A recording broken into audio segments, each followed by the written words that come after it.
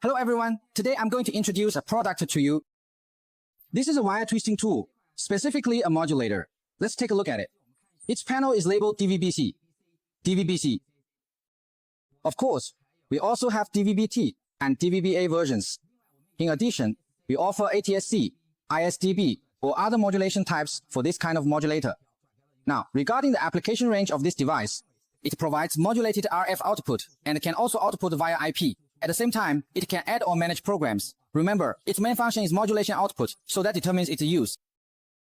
It modulates signals for cable digital TV broadcasting. We've looked at the front panel, now let's take a look at the back panel of this device. As for its applications, after checking the back panel, we can see that it has three slots. These are the 3 slots, and this card here is removable. Each slot has 4 tuner inputs, and these tuners can support STU. They support DVB-T2, ATSC, and ISDB inputs as well. So these are tuner inputs. The entire machine can accommodate 2 of these cards in total. This is just one of them. This is one card. It can accept 8 tuner inputs. So when we're planning the channels, we need to look at how many tuner inputs your program source requires. That is, how many carriers you have. For satellite, that means the downlink frequencies. For TU, it refers to the modulation frequencies, or how many carriers there are. If you have 4 carriers, then you just need to insert 1 card, which makes the cost very low. With that, you can receive 4 channels, and typically, each channel carries 20 or even more than 30 programs. So, the modulation output is RF modulation output. RF modulation output. This way, our cost-performance ratio is quite high. Of course, when configuring and selecting the equipment, if we have 8 tuners and 8 frequency points for input, then we need to insert this card as well as this card, making a total of 8. Additionally, this is our standard configuration for DVB-S2 inputs, 4 STU inputs. If you only have 4 STU inputs, then actually this board is not necessary. You can remove this board, just take out these 2 boards. Only keep this board, and it will still provide the modulation output. In this way, the cost-performance ratio becomes extremely high, very high. Additionally, let me mention that our device supports multiple types of inputs. If we want to achieve the highest possible cost-performance ratio, we only need to equip this 1 card just. A single board can accomplish everything. This is our internal structure, the internal structure of the machine. A brief introduction after unzipping. This is a fan, which circulates air. This is a power supply. And this is the main chip. Our machine is capable of modulation output. Model 7, ASB DVB-7. It supports all kinds of modulation outputs. Now, let's take a look at how to operate this machine. We've placed a machine here, and we're going to demonstrate to everyone how it works so its effects are produced.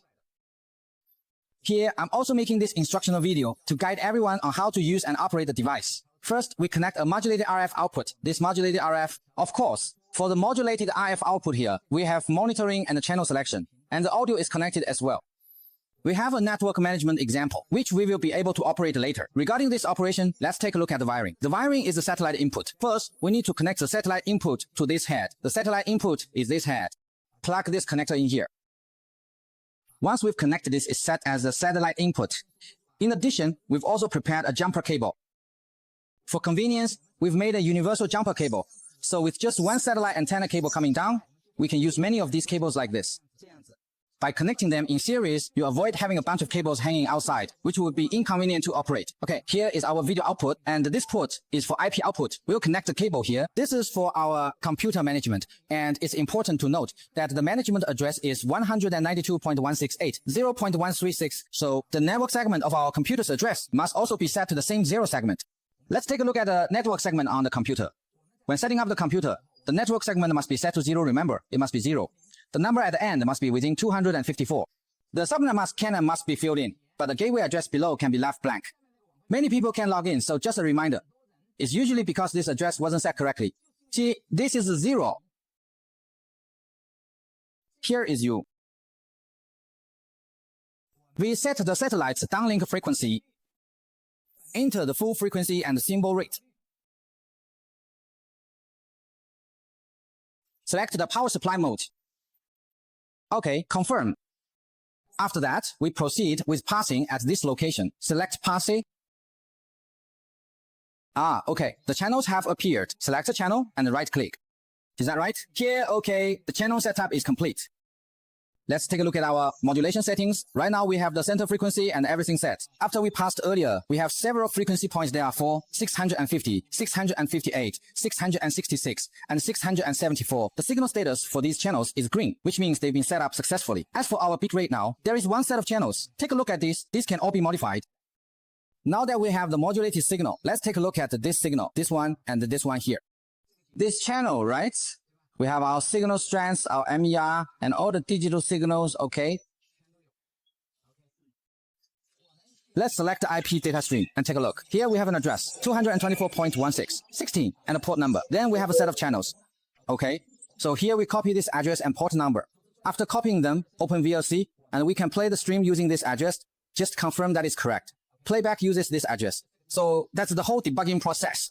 Our entire demonstration on the computer was successful. We demonstrated it on the computer via IP. But in fact, our modulation method here was also successful. Today, I introduced to everyone a very cost-effective modulator and provided a tutorial. I hope that when you make your choice, you consider how many tuner inputs you need. If you need 4, then get a 4-tuner model, which is the most affordable. If you need 8, then you'll be able to watch more channels. This type of device is mainly aimed at hotels, hospitals, and apartments that need to receive satellite or local terrestrial channels. It offers a very high cost-performance ratio and is very affordable. A single device can output 40 or 50 channels, making it very suitable for everyone. Okay, that's the end of today's training video. In the next episode, I'll show you another device. Take a look at our aging tester. It's simple. This is a dual platform for IPTV and DVB. Alright, this is our aging equipment. After the devices are produced, they all need to undergo aging tests.